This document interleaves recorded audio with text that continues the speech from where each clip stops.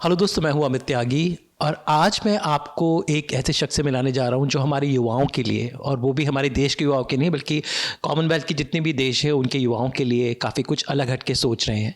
कहते हैं जो युवा होता है वो हमारा पास्ट, प्रेजेंट और फ्यूचर होता है, इसलिए उनका मानसिक, शारीरिक हर तरह से स्वस्थ रहना बहुत ज़रूरी है। बदलते वक्त के साथ हम बढ़ तो गए हैं आगे, डिजिटली हम बहुत स्ट्रांग हो गए, लेकिन कहीं ना कहीं हम किसी और दिशा में जा रहे हैं, भटक रहे हैं। तो हमारे युवाओं को किस तरह की गाइडेंस, किस तरह के मार्गदर्शन की ज़रूरत है, इस बारे में चर्चा के लिए मेरे साथ हैं दारा। दारा खुद मनोरंजन इंडस्ट्री से ताल्लुक़ रखते हैं, लेकिन सबसे बड़ी बात है कि ये देश के युवाओं की मेंटल हेल्थ, उनकी ओवरऑल वेलबींग के लिए काफ़ी कुछ कर रहे हैं। तो और केवल हमारे देश में नहीं बल्कि बाहर के जो देश हैं उनके साथ मिलकर करते हैं। तो दारा, स्वागत है आपका हमारे शो में। Thank you very much Amit. कैसे हैं आप? मैं बढ़िया हूँ दारा। मुझे ये बात पता चली है कि आप खुद मनोरंजन इंडस्ट्री से हैं, जो एक बहुत चमकती हुई इंडस्ट्री है, लेकिन जो हमारी इंडस्ट्री को देखकर ना लोग अलग अलग अटकलें लगाते हैं। चूँकि आप युवाओं के लिए कुछ एक सोचते हैं, उनके लिए काफ़ी कार्य करते हैं। हमारे युवाओं के बारे में मैं बोलना चाहूँगा कि हम बढ़ तो रहे हैं आगे, बहुत स्ट्रांग हो गए हैं, मोबाइल फ़ोन, डिजिटली सब चीज़, शॉर्ट्स पे बढ़ते जा रहे हैं, लेकिन कहीं ना कहीं हमारे युवा अपना फोकस खो रहे हैं। तो मुझे बताएं कि आप किस तरह के प्रोग्राम से जुड़े हुए हैं और ख़ासकर हमारे युवाओं के लिए क्या कुछ आपका प्रयास है। Thank you Amit. सबसे पहले thank you for doing this interview with me. और आई थिंक ये जर्नी स्टार्ट हुई जब मैं 2017 में मिस्टर इंडिया का खिताब मैंने जीता। और मेरी फैमिली नहीं चाहती थी कि मैं इस शोबिज़ में जाऊं, और उन्हें लगता था कि मैं अपने फैमिली बिजनेस को आगे बढ़ाऊं, विच इज़ द लेगेसी। और बट जब मैंने ज़िद करके पार्टिसिपेट कर लिया मिस्टर इंडिया में और वो खिताब जीत लिया, तो मेरे डैड ने मुझे फ़ोन किया और एक ही चीज़ कही कि जब ये लोग खिताब जीत जाते हैं तो अपने लिए ज़िंदगी में बहुत कुछ कर लेते हैं, बट आप अगर ये खिताब जीते हैं तो इसका सही इस्तेमाल करना, do something for the world, दुनिया के लिए कुछ ज़रूर अच्छा करना मेरे बेटे। और आई थिंक वो एक लाइन है जो हमेशा मेरे दिल के करीब रही है, और मैंने अपने डैड की उस नसीहत को अपने लाइफ का मोटिव भी बनाया है। तो मैंने रियलाइज़ किया कि बहुत सारे यंगस्टर्स जो हैं वो उनका स्क्रीन टाइम आजकल बहुत ज़्यादा बढ़ चुका है, और मेंटल हेल्थ इश्यूज जो हैं वो primarily over expose screen time की वजह से और एक्स्ट्रा कंटेंट कंजम्पशन की वजह से हो रहे हैं।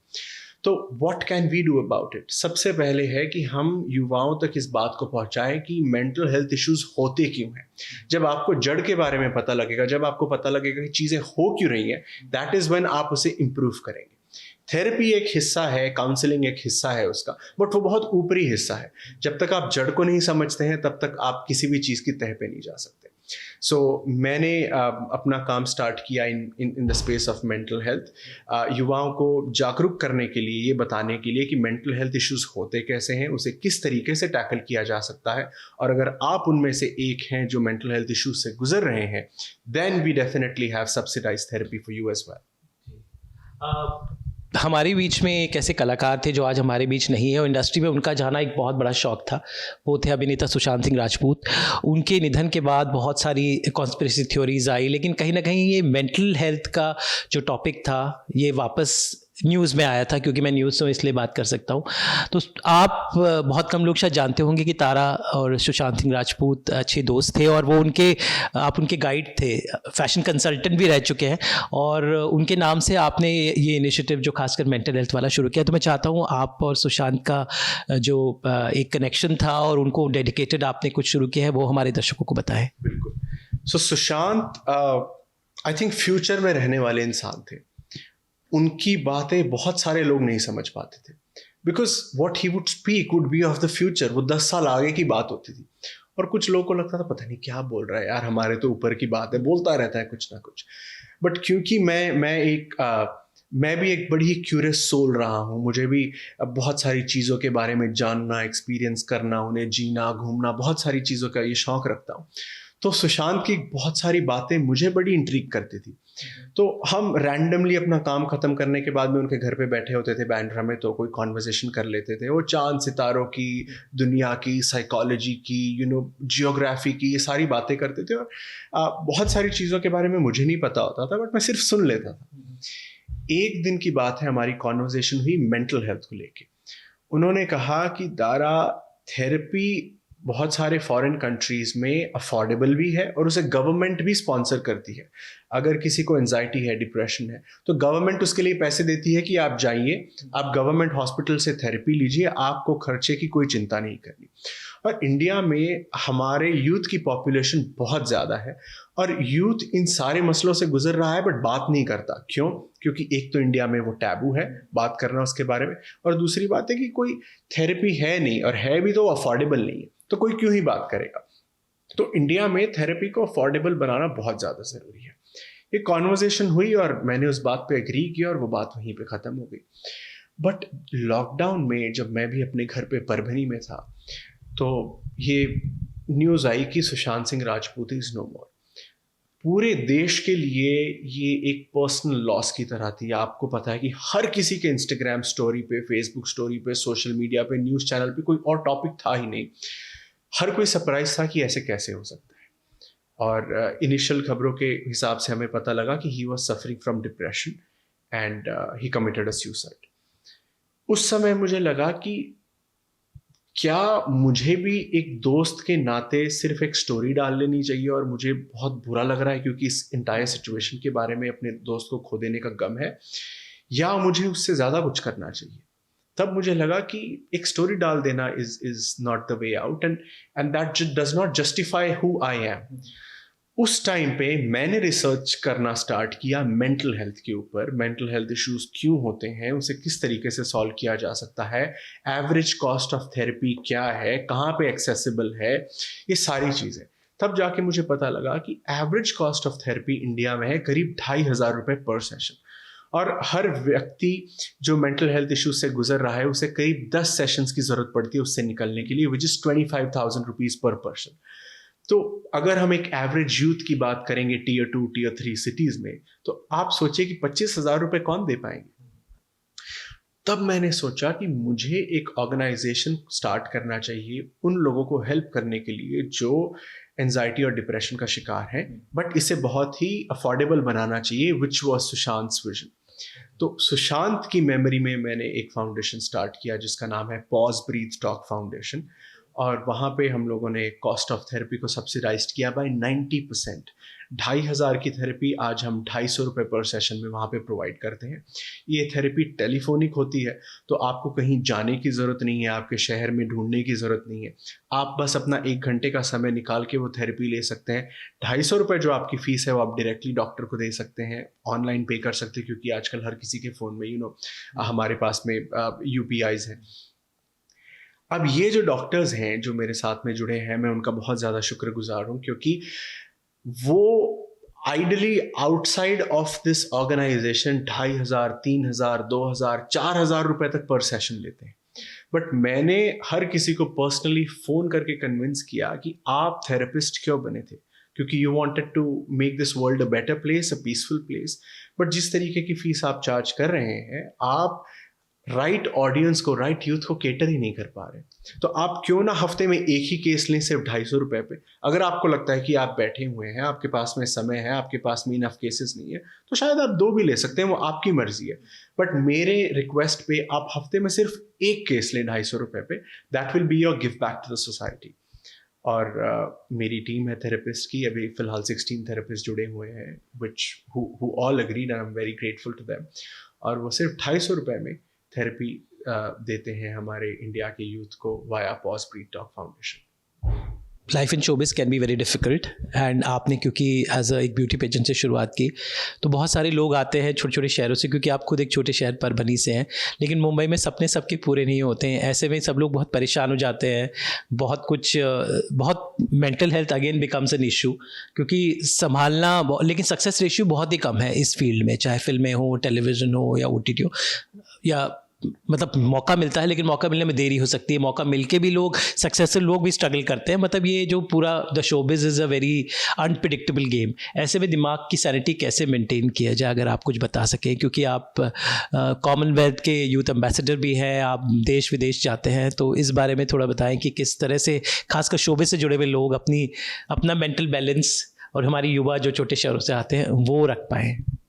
आई थिंक सबसे इम्पॉर्टेंट ये समझना है कि बहुत सारे लोगों का सपना ये होता है कि हम शोबिज़ का एक हिस्सा बने, और बहुत सारे लोग मुझसे भी आके मिलते हैं, मैसेज भी करते हैं कि मैं क्या करूं, ये मेरा सपना है। सबसे पहली सलाह मैं उन्हें ये देता हूं कि पहले तय कर लें कि ये रास्ता बहुत कठिन होने वाला है, if you are ready for it. और अगर आपको लगता है कि I am ready for it, मैं सबको ये सलाह देता हूँ कि एक बार definitely give it a shot. क्यों? क्योंकि मैंने ये लोग देखे हैं जो एक मौका नहीं देते अपने आप को और जिंदगी भर पछताते रहते कि काश मैंने एक मौका दिया होता, क्या पता मैं कुछ कर गया होता।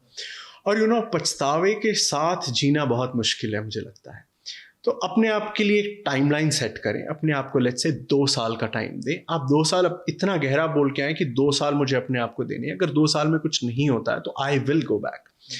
सबसे पहले sticking to the timeline. Once you come to a city like Mumbai और move to a larger city for your goal, आप अपने आप के ऊपर मेहनत करना स्टार्ट करें। कंपैरिजन के अंदर फॉल ना कर जाए, because everybody is trying to put up the best face.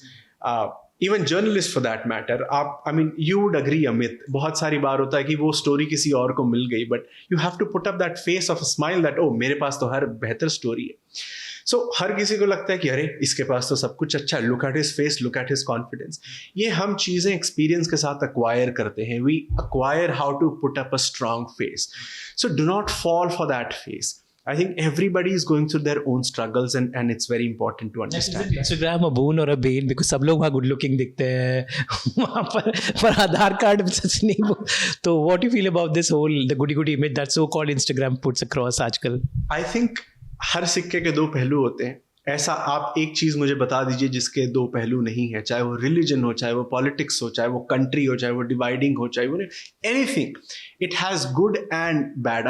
हम पैंडेमिक की बात करते हैं, it was such a bad time for most of us, but बहुत सारे ऐसे लोग हैं जो बोलते हैं कि हम लोगों ने पैंडेमिक में सबसे ज़्यादा थ्राइव किया, हमारे लिए सबसे अच्छा समय था। So everything has 2 sides. ये सारी चीज़ नीचे आके ends on how what your perspective is। आप किस तरीके से उसे देखते हैं, आप मेंटली क्या इतने स्ट्रांग हैं to believe in yourself और बी लाइक ये मेरी अच्छाई है, ये मेरा एक पॉजिटिव पॉइंट है, and I need to stick to that, I just need to focus on that. For example, मैं कंटेंट क्रिएशन नहीं कर सकता हूँ। मुझे अगर आप कहेंगे कि कुछ रील बनानी है, कुछ डांस करना है, तो वो मुझसे नहीं हो पाता। और एक समय ऐसा था, मुझे ऐसा लगता था कि अरे हर सेलिब्रिटी भी है, हर एक्टर भी है, या हर सिंगर भी है, हर पॉलिटिशियन भी है, they are going to Bigg Boss, they are dancing on some reels, वो कुछ क्रेजी और क्रिस्प कर रहे हैं टू गेट सम अटेंशन। क्या मुझे भी वो करना चाहिए? बट फिर मैं एक दिन अपने साथ बैठा और मैंने सोचा कि this might lead to a short term fame, but जो चीज़ मैं अंदर से फील नहीं कर पा रहा हूँ वो मैं बार बार नहीं कर पाऊंगा। और अगर मैं किसी भी चीज़ को लेके कंसिस्टेंट नहीं हूँ, so that is not going to lead to success for me. So I have to stick to what is meant for me and what I enjoy doing. और करने दो सबको जो करते हैं, थोड़ा सा समय ज़्यादा लग सकता है, बट जिस चीज़ में मैं अच्छा हूँ that is going to take me to the path of success. तो I stuck to that. I think आपको भी वही करना है। हमारे दर्शकों को, हमारे यूथ को, अगर उन्हें लगता है कि एक्टिंग में उन्होंने काम किया हुआ है, बहुत अच्छे हैं एक्टिंग में, जस्ट फॉरगेट इट। फिर आप भूल जाओ, आप मॉडल मत बनो। फिर आप अपने एक्टिंग पे ही काम करते रहो, उसी के वीडियोस डालते रहो, and one day you will certainly B noticed. या अगर आपको लगता है कि आप बहुत अच्छे मॉडल हैं, तो अब सबको लगता है कि नेक्स्ट स्टेप इज एक्टिंग, तो मैं कुछ एक्टिंग करने लग जाऊं। आपकी मॉडलिंग से ध्यान अगर एक्टिंग पे किसी का चला जाएगा, बोलेगा ये तो बड़ा खराब एक्टर है यार, एक्सप्रेशन ही नहीं है इसके, तो बॉडी में मूवमेंट ही नहीं है, तो आपकी एक्टिंग को भी, आपके मॉडलिंग को भी लोग बहुत लाइटली लेने लग जाएंगे। So it's very important that you stick to what you are great at, what you're best at, and keep working on that, and you will be noticed for sure. And Dara, what keeps you busy these days? Apparently you've been traveling a lot and बहुत सारे राष्ट्रीय और अंतर्राष्ट्रीय project से जुड़े हुए हैं, तो उन्हें बताएं आप क्या क्या कर रहे हैं आजकल? सबसे इम्पॉर्टेंट काम मेरा आजकल जो है वो है कॉमनवेल्थ के साथ जुड़ा हुआ। Commonwealth is an organisation of 56 countries. 1/3 दुनिया उसका हिस्सा है। Countries like Australia, Canada, India, हम सारे उसका हिस्सा है। और बहुत सारे छोटे छोटे देश भी हैं, करेबियन में भी देश हैं, अफ्रीका में करीब 21 देश हैं जो कॉमनवेल्थ का हिस्सा है. तो what I primarily do is I mentor the youth, I work very closely with the youth globally.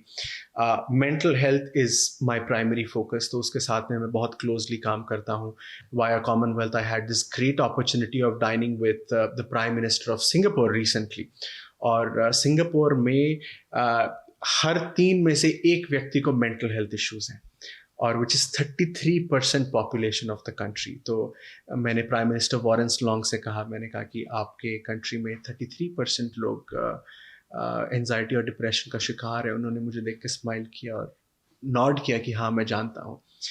तो मैंने उनसे कहा कि सिर्फ सब्सिडाइज्ड या फ्री थेरेपी देना is not the way ahead. इसके लिए एक लाइफस्टाइल चेंज की ज़रूरत है, और लाइफस्टाइल चेंज भी ऐसा जो लॉन्ग टर्म बेनिफिट दे के जाए लोगों को. तो मेरे पास उन्होंने देखा और कहा कि व्हाट डू यू मीन. तो मैंने उनसे कहा कि लाइफस्टाइल के अंदर मेडिटेशन, योग, आयुर्वेद, इन चीज़ों को एनकलकेट करना बहुत ज़रूरी है. जो India is the hub for all of these, and I will be very happy to make that connection and bring that to Singapore for you guys. Because अगर हम एलोपैथिक मेडिसिन देते हैं हमारे लोगों को, किसी भी देश के लोगों को, तो ultimately it leads to some side effects in the longer run. But अगर हम लाइफस्टाइल चेंज की बात करते हैं, हमारे ब्रेथ पे कंट्रोल करते हैं via meditation and breathing exercises, और यूज ऑफ आयुर्वेद, बहुत सारी हमारी यहाँ पे जड़ी बूटियाँ हैं जो आपके माइंड को, आपके थॉट्स को, आपकी स्लीप को बेटर करने में मदद करती हैं, जो दुनिया को नहीं पता है. तो आई थिंक इस चीज़ को मैंने अपना मोटिव बनाया है कि हमारे देश की संस्कृति को मैं आगे लेके जाऊं, दुनिया के साथ कनेक्ट करूं, and make this world a better place. And we are now closely working with the government of Singapore to make the country a healthier place. हम तो लेकर ही आते हैं आप सबकी ज़िंदगी में 24/7 एंटरटेनमेंट की गुड न्यूज़. तो अगर आपको ये वीडियो पसंद आया है, आप इसे लाइक करें, कमेंट देके अपनी राय ज़रूर दें. ऐसे ही एक्सक्लूसिव कंटेंट के लिए हमारे चैनल को सब्सक्राइब ज़रूर करें. अगर आप ये वीडियो फेसबुक पर देख रहे हैं तो हमारे फेसबुक पेज को भी फॉलो करें. नाम तो आप सब जानते ही हैं ना, सास बहू और बेटियाँ.